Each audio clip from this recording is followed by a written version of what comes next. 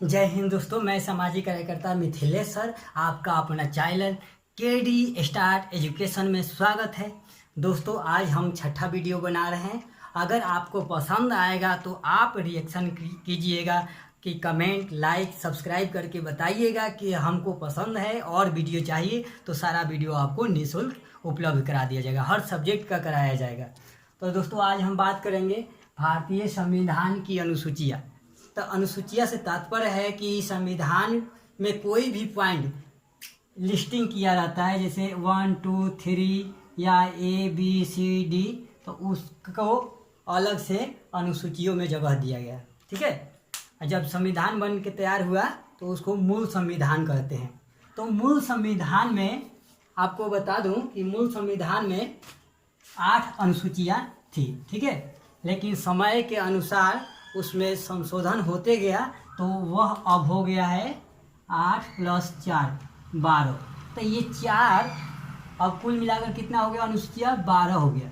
ठीक है। तो टोटल अनुसूची 12 है। तो ये 4 को क्यों लाया गया, इसकी क्या जरूरत पड़ा, ये कब लाया गया, इसमें क्या है, इन चीज़ों को हम विवरण देंगे। जैसे मान लीजिए कि इसमें 9वीं अनुसूची, 8 के बाद में क्या आएगा? 9वीं अनुसूची। तो 9वीं अनुसूची कब लाया गया? जैसे 1951 के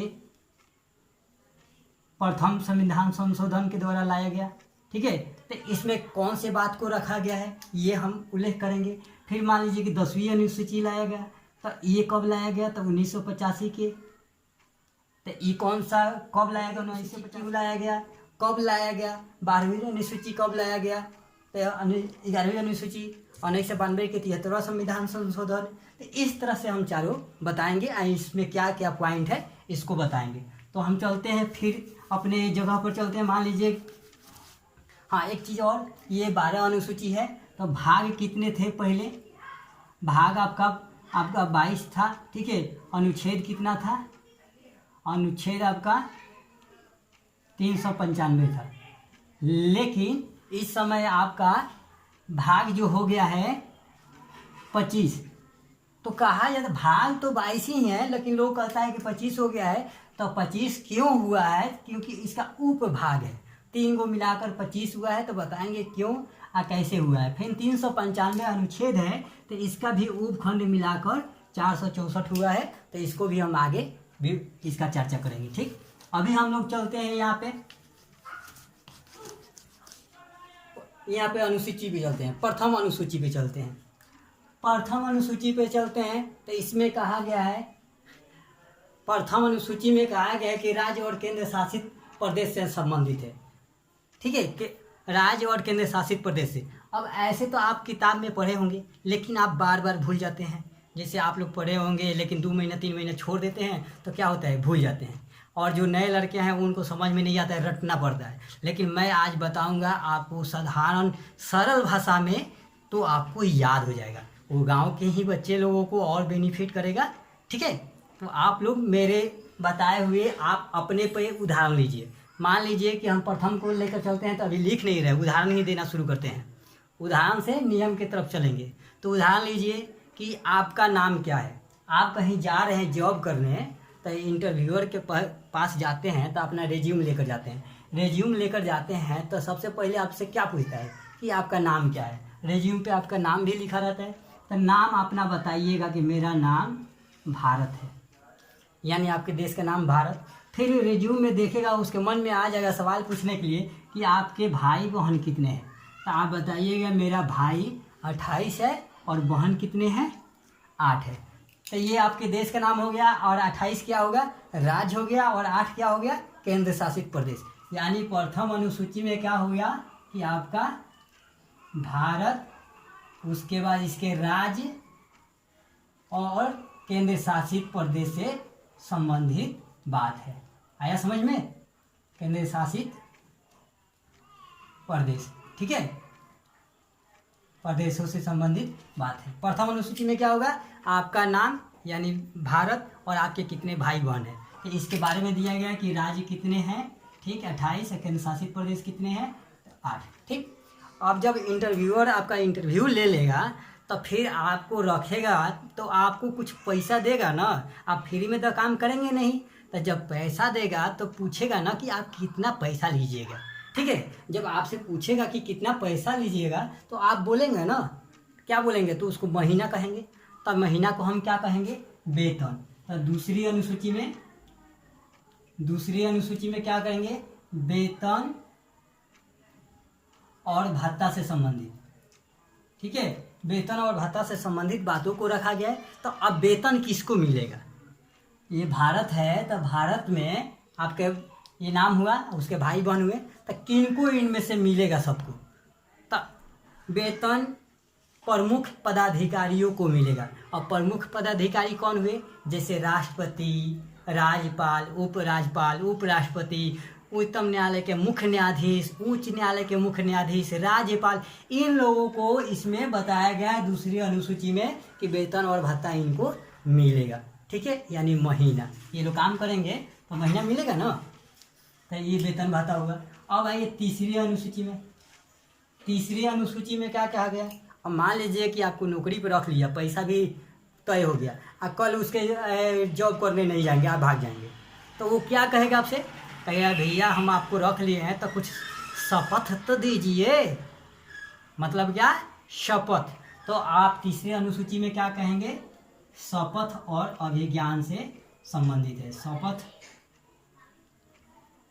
अभिज्ञान से संबंधित है तीसरी अनुसूची में। यहाँ पे नाम हो गया, तो फिर ये वेतन पूछ लिया कि कितना वेतन लेंगे, तो वेतन कौन, प्रमुख पदाधिकारियों का वेतन हो जाएगा। तो उसके बाद में क्या दिलवाएगा कि शपथ दीजिए कि आप नौकरी छोड़ के भागेंगे नहीं, ठीक है। ये 3 अनुसूची आपको याद रखना है। पहले नाम, भाई बहन कितने हैं, फिर भाई बहन को वेतन कितना मिलेगा, ठीक है। उसके बाद में वेतन मिलेगा तो शपथ दिलवाएगा, तो शपथ। अब आपको हम बात करते हैं, समझ में आया कि नहीं, ये बता दीजिएगा जरूर। तो ये 3 चीज़ हुआ। पहले अपने पे बैठा लीजिए, नाम, मेरा भाई बहन, फिर मेरा भाई बहन गया जॉब करने तो उनको महीना मिला तो उसको वेतन, दूसरा स्टेप, और दूसरा स्टेप पास किया तो कह रहा है कि हमको शपथ दिलाओ, ठीक। 3 अनुसूची आपको भूलना नहीं चाहिए, एकदम ईजी है, कुछ याद करने की जरूरत नहीं है। पहला में नाम, कोई भी पूछेगा पहला अनुसूची में क्या है, तो मेरा नाम, भारत, भाई बहन के बारे में पूछा गया है, यानी राज्य और केंद्र शासित प्रदेश के बारे में। सवाल एक पूछता है केंद्र शासित प्रदेश से, मान लीजिए यदि किसी राज्य की संख्या बढ़ रही है या घट रही है तो उसको किस में बदलाव करेंगे, उसको किस चीज़ में, कौन सा अनुसूची में बदलाव करेंगे, प्रथम अनुसूची, द्वितीय अनुसूची, तृतीय अनुसूची। तो भैया इसमें पहले कितना था राज्य, 29 राज्य था ना, इसमें कितना राज्य था, केंद्र शासित प्रदेश 7 केंद्र शासित प्रदेश। लेकिन अब क्या हुआ कि 28 राज्य हो गया, केंद्र शासित प्रदेश 8 हो गया, तो किस में बदलाव हुआ, प्रथम अनुसूची में। काहे भूल जा रहे हैं, ये देखिए सिंपल। अब आइए चलते हैं हम चौथा, मान लीजिए कि वेतन से आपका एक और बात बता दें कि वेतन, बताइए राष्ट्रपति को कितना मिलता है, ये भी पूछता है, राष्ट्रपति को कितना मिलता है। तो ये आपको देखना है कि वेतन किसको मिलेगा, तो राष्ट्रपति को कितना मिलेगा, 5 लाख मिलेगा। इसका हम PDF दे देंगे, तो PDF में आप देख लीजिएगा। अभी वर्तमान में शायद 5 लाख है, ठीक है। उपराष्ट्रपति को कितना मिलता है, तो 4 लाख है। ये आपको PDF हम दे दूंगा, उसमें मिल जाएगा। आप कमेंट कर दीजिएगा कि सर PDF भी हमको दे दीजिए। फिर शपथ और अभिज्ञान है, तो शपथ ये आपको YouTube में खाली शपथ बता देगा, लेकिन शपथ भाई कौन किसके पास लेगा, कैसे पता चलेगा, बताइए। ये भी तो आपको जानना जरूरी है ना कि शपथ कौन किसके पास लेगा, बोलिए, जानकारी है। तो शपथ देखिए, अगर ये वेतन ले रहे हैं राष्ट्रपति, तो राष्ट्रपति शपथ लेंगे तो किनके पास लेंगे, बोलिए। राष्ट्रपति शपथ लेंगे किनके पास, तो उच्चतम न्यायालय के मुख्य न्यायाधीश। अब जो 12 क्लास पास किया होगा लड़का, तो 100 में 50 लोगों को मालूम नहीं होगा कि उच्चतम न्यायालय के मुख्य न्यायाधीश क्या है। जो पढ़ लिए होंगे वो तो कहेंगे बाग ये क्या बता रहा है उच्चतम न्यायालय, हम क्या उच्चतम न्यायालय नहीं जानते हैं। तो भैया आप भी एक चीज़ नहीं जानते होंगे, 80% लोग नहीं जानते होंगे जो हम बोलेंगे। आपका 3 न्यायालय है, और जो इंटर पास है उनके लिए ये बेनिफिट है, आप लोग स्किप कर लीजिएगा अगर आप जानते होंगे तो। राष्ट्रपति शपथ लेंगे किनके पास, उच्चतम न्यायालय के मुख्य न्यायाधीश के पास, ठीक है, उच्चतम न्यायालय के मुख्य न्यायाधीश के पास। उच्चतम न्यायालय के मुख्य न्यायाधीश के पास। और त्याग पत्र किसको देंगे? जब शपथ लेंगे तो इनका नौकरी भी तो जाएगा भैया। तो त्याग पत्र किसको देंगे? तो त्याग पत्र देंगे उपराष्ट्रपति को। ठीक है, इसका भी PDF हम दे देंगे आपको, आप इसको देख लीजिएगा। ठीक है भैया। अब राष्ट्रपति शपथ लिए उच्चतम न्यायालय के पास। अब मान लीजिए उपराष्ट्रपति जी हुए, उपराष्ट्रपति ये किनके पास शपथ लेंगे? राष्ट्रपति तो शपथ लिए उच्चतम न्यायालय के मुख्य न्यायाधीश के पास। अब ये जो उपराष्ट्रपति है ये किनके पास लेंगे? तो राष्ट्रपति जो हैं ये लेंगे आपके पास कौन है? उपराष्ट्रपति। उपराष्ट्रपति है जो राष्ट्रपति के पास लेंगे। किनके पास लेंगे? राष्ट्रपति। और त्याग पत्र किसको देंगे? राष्ट्रपति को ही देंगे। किनको? राष्ट्रपति को, उपराष्ट्रपति को नहीं, राष्ट्रपति को। ठीक है। अब मान लीजिए कि राज्यपाल, एक राज्यपाल पे भी आ जाते हैं। तो केंद्र लेवल पे राष्ट्रपति होता है, लेकिन राज्यपाल राज्य लेवल पे हुआ तो राज्यपाल किनके पास लेंगे शपथ? राज्यपाल लेंगे, यहाँ उच्चतम न्यायालय है तो यहाँ उच्च न्यायालय हो जाएगा। क्या हो जाएगा? उच्च न्यायालय, उच्च न्यायालय के पास। अब ये त्याग पत्र किसको देंगे? राज्यपाल त्याग पत्र किसको देंगे? बोलिए। तो ये राज्यपाल राष्ट्रपति। अब देखिए इसको, उच्च न्यायालय उच्चतम न्यायालय नहीं समझ में आ रहा है ना भैया? तो मैं बता दे रहा हूँ। ये जो आप लोग झगड़ा करते हैं तो क्या कहते हैं कि जाते हैं कौन सा कोर्ट में बताइए? तो सबसे पहले जाएंगे अधीनस्थ जुडिशियल कोर्ट में। अधीनस्थ उसको कहते हैं, अधीनस्थ न्यायालय।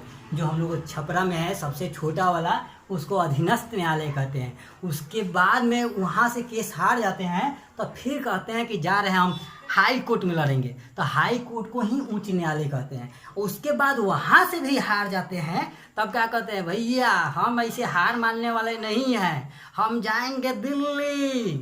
क्या? दिल्ली। तो दिल्ली ही है उच्चतम न्यायालय। ठीक है। तो सभी बच्चों को याद हो जाना चाहिए, और लोग तो जानते होंगे जो पहले से पढ़ेंगे। तो ये 3 चीज़ आपको मालूम चल गया।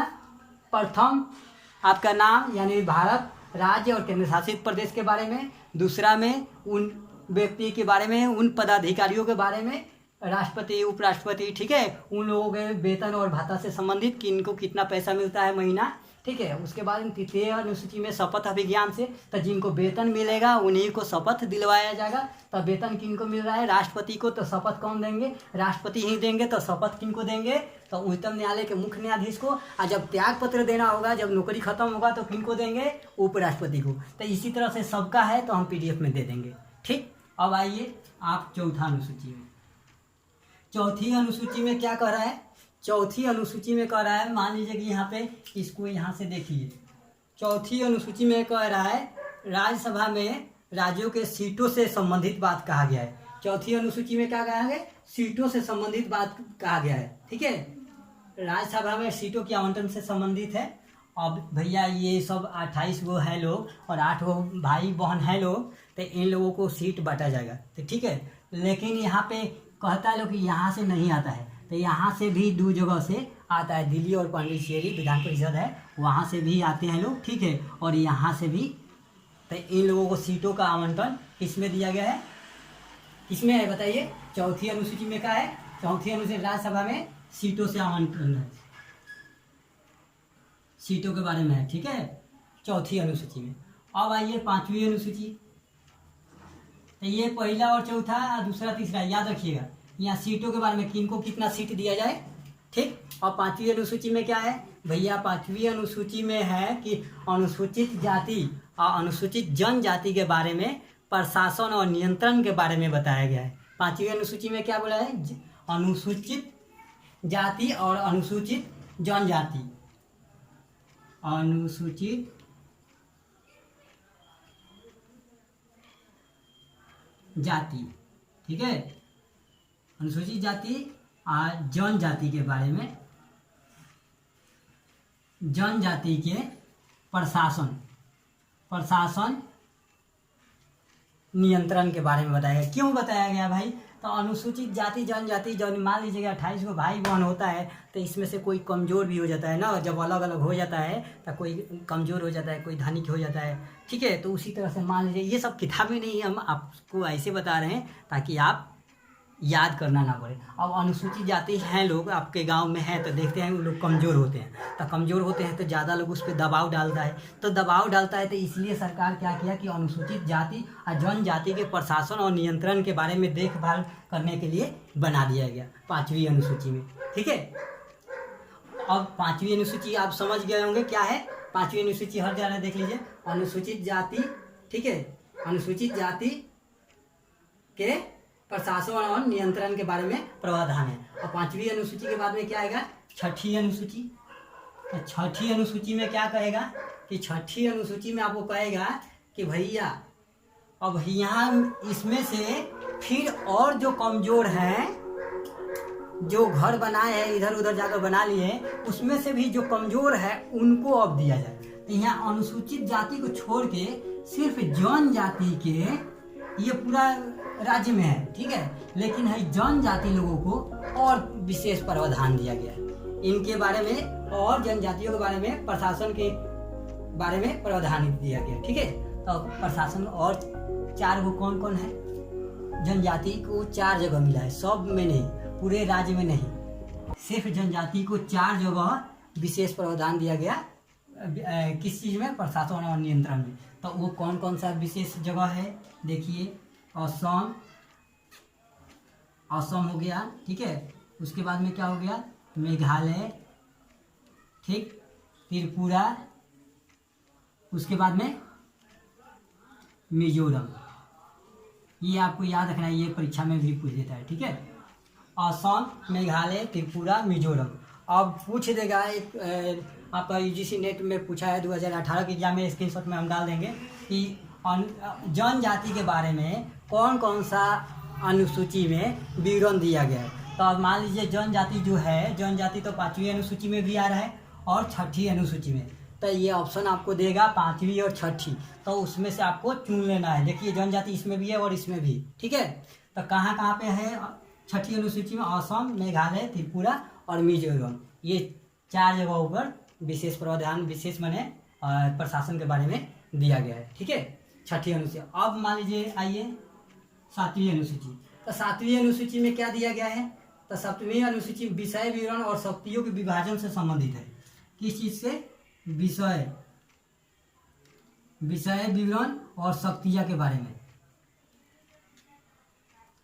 विषय विवरण और शक्तियों के बारे में प्रावधान किया गया है 7वीं अनुसूची में। अब विषय क्या?